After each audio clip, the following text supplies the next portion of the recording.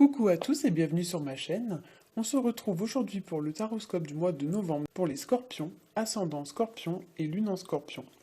Alors, comme le mois dernier, j'ai fait un tirage en 3 cartes avec le Rider Tarot Deck. La première carte va représenter votre situation actuelle. La deuxième carte va représenter les obstacles que vous rencontrerez au cours de ce mois. Et la troisième carte représentera l'évolution de votre situation. J'ai rajouté pour ce mois-ci 2 autres cartes issues de 2 oracles différents. Il y aura tout d'abord une carte issue de l'oracle de Béline et ensuite une seconde carte issue du grand oracle de l'amour qui viendra nous apporter un complément d'informations, notamment sur le point de vue sentimental. Donc, on va commencer tout de suite avec la première carte, qui est la carte de la roue de fortune à l'endroit. Alors, à l'endroit, la roue de fortune, elle nous parle de changement, elle nous parle de fin de cycle, de début d'un autre cycle, elle nous parle aussi de passer d'un événement à un autre. Donc ici, c'est un peu la roue du destin qui tourne, c'est-à-dire que notre vie évolue et elle connaît des périodes comme ça de fluctuation et de transformation. C'est une carte qui invite aussi à la persévérance. Il y a un peu dans la carte l'idée de récolter les fruits de ses efforts, récolter ce que l'on a semé. Et on doit donc patienter parfois avant de pouvoir récolter les fruits de nos efforts. Donc il y a une idée un petit peu voilà, de prendre son temps, une idée comme ça de patience. C'est une carte aussi qui induit une certaine notion d'équilibre, de recherche d'équilibre, ou bien de recherche de vérité, puisqu'on voit un petit personnage placé au sommet de la roue avec son épée, qui vient éventuellement trancher une situation, hein. Donc il y a une certaine idée voilà, de justice quand même hein, qui ressort de la carte. Et on a aussi avec cette carte une notion de renouvellement, de dynamisme, de changement et de bonnes opportunités. C'est un peu la bonne fortune comme on dit, hein. En deuxième carte, nous avons la carte du pendu qui est à l'endroit, mais qui est placée dans les obstacles. Et le pendu, lui, va nous parler plutôt de résister au changement et pourquoi pas d'être rigide, voire même borné. À l'endroit, le pendu, c'est aussi le fait de ne pas prendre en compte la vie des autres, c'est aussi le fait de ne pas se remettre en question. Il peut aussi représenter le fait de manquer de lucidité ou alors agir sur un coup de tête. Ça peut représenter également le fait d'être bloqué sur une situation sans réussir à trouver une solution pour s'en libérer.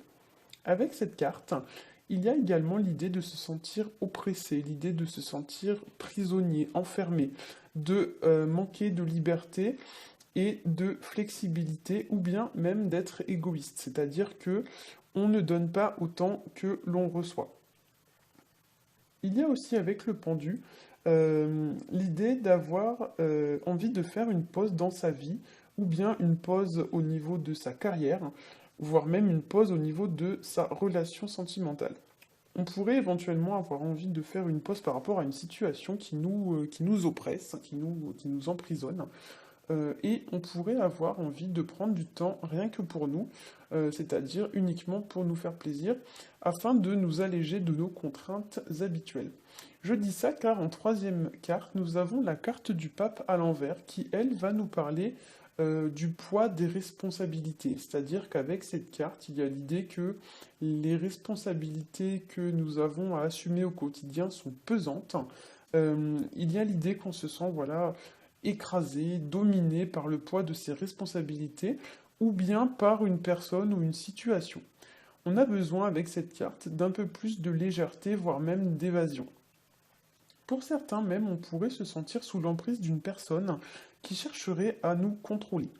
Cette carte nous parle aussi, lorsqu'elle est à l'envers, d'égocentrisme, de manque de lucidité et aussi de manque de réflexion vis-à-vis d'une personne ou d'une situation. On a aussi, avec la carte du pape à l'envers, une baisse d'énergie, une baisse de vitalité, hein, ou bien des personnes toxiques ou des personnes nocives autour de nous qui nous pompent un peu notre énergie. Enfin, ici, pour certains, on vous conseille de ne pas hésiter à prendre l'avis d'une personne fiable, l'avis d'une personne expérimentée et pleine de sagesse, pour vous guider, pour vous aider à y voir plus clair. Alors ça peut être un proche, hein, ça peut être vos parents, mais ça peut être aussi un coach, ça peut être aussi un conseiller par exemple, un conseiller, je sais pas moi, un conseiller matrimonial, quelque chose comme ça. Attention aussi avec la carte du pape, parfois quand elle est à l'envers, elle peut symboliser des ruptures de contrat, voire même des ruptures de relations, hein. Donc j'ai rajouté une carte issue de l'oracle de Béline. Alors je vous la montre. La carte est sortie à l'envers. Je vais vous la montrer à l'endroit déjà pour que vous la voyez bien. Donc c'est la carte qui s'appelle Trafic. Donc on voit un caducée comme ça avec deux serpents. Et tout en haut, on voit deux petites ailes d'ange.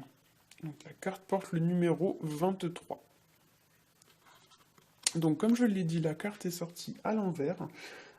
À l'envers, la carte des trafics, elle va nous parler de mouvement, elle va nous parler de déplacement, voire même éventuellement de voyage. C'est une carte qui parle aussi parfois de dispersion, donc c'est-à-dire qu'on ne sait pas trop dans quel sens on va, on avance comme ça un peu à l'aveugle. C'est une carte qui parle aussi d'illusion et de doute. Avec les deux serpents, attention pour moi, il y a l'idée de mensonges ou bien de personnes qui ne sont pas forcément très fiables. Le serpent, c'est un symbole quand même assez sournois. Le serpent, c'est pas quelque chose de très fiable, hein. Donc ici, il y a l'idée que peut-être il y a des gens autour de vous, voilà, qui sont un peu sournois, qui vous cherchent peut-être un peu des embrouilles. Ça peut aussi être vous, hein, qui vous conduisez de cette façon vis-à-vis d'une personne de votre entourage. Il y a aussi pour moi avec cette carte que le message c'est de chercher l'apaisement plutôt que de chercher le conflit. C'est-à-dire qu'on va vous demander de vous placer en médiateur et de privilégier la communication pour vous sortir de cette situation plutôt que de rechercher les conflits. Avec la carte trafic, qui parle aussi beaucoup de communication, il y a l'idée d'agir avec diplomatie et de ne pas chercher à envenimer la situation. Donc là, le message, c'est un petit peu qu'il va falloir prendre garde aux excès en tout genre. Voilà. Donc je vais rajouter une carte issue de l'oracle, du grand oracle de l'amour, et j'ai tiré pour vous la carte qui s'appelle Libération. Donc c'est la carte qui porte le numéro 14. Et comme on peut le voir, la carte montre un boulet qui a été abandonné comme ça sur le sable, donc ça veut dire qu'il y a une personne qui vient de s'en libérer. Donc avec cette carte, pour moi, on parle de se libérer d'un poids, on parle de se sentir plus libre. La carte indique un changement de situation, donc on passe de l'état prisonnier à l'état libre. Il y a l'idée de se sentir allégé d'un poids. Alors ça peut être soit du poids d'une relation, soit du poids d'un engagement qu'on n'arrivait plus à supporter par exemple. Le 5, donc quand on additionne le 1 plus le 4 de la carte, on obtient le 5. Le 5 ici, ça va nous renvoyer à une notion de liberté, à une notion de renouveau, d'insouciance. Il peut aussi donc pour moi y avoir ici l'idée, peut-être que vous devez sortir un peu du train-train quotidien, sortir un petit peu de votre routine, de la routine dans laquelle vous êtes, que ce soit si vous êtes en couple, donc métro, boulot, dodo, ou si vous êtes célibataire. Il y a l'idée, voilà, peut-être un peu d'amener un petit peu de fantaisie dans sa vie, un peu de créativité. Voilà. J'espère que ce tirage vous aura plu. Si c'est le cas, n'hésitez pas à liker, à vous abonner et à partager. Vous pouvez aussi me faire part de vos retours sur le tirage en commentaire. Je vous souhaite un très bon mois de novembre et je vous retrouve en décembre. Bye bye!